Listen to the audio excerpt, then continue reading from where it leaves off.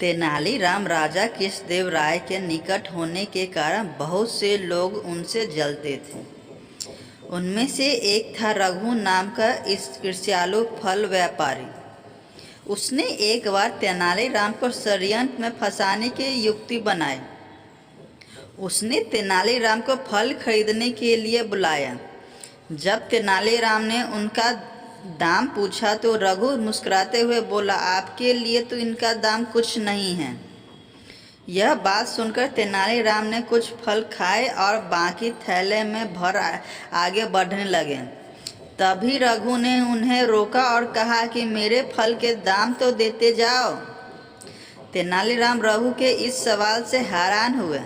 वह बोले कि अभी तो तुमने कहा कि फल के दाम कुछ नहीं है, तो अब क्यों अपनी बात से पलट रहे हो? तब रघु बोला कि मेरे फल मुफ्त नहीं है। मैंने साफ साफ बताया था कि मेरे फलों का दाम कुछ नहीं है। अब सीधी तरह तुम मुझे कुछ नहीं दे दो, वरना मैं राजा कृष्णदेव राय के पास फरियाद लेकर जाऊंगा और तुम्हें कठोर दंड दिलवाऊंगा। तेनालीराम सिर खुजलाने लगे और यह सोचते सोचते वहाँ से अपने घर चले गए। उनके मन में एक ही सवाल चल रहा था कि इस पागल फल वाले के अजीब षड्यंत्र का तोड़ कैसे खोजूं, इसे कुछ नहीं कहा से लाकर दूं।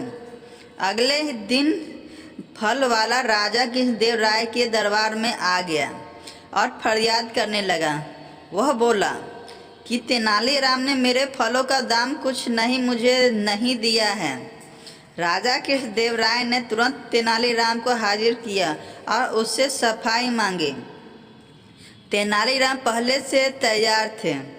उन्होंने एक रत्न जड़ित संदूक लाकर रघु फल वाले के सामने रख दिया और कहा, ये लो तुम्हारे फलों का दाम।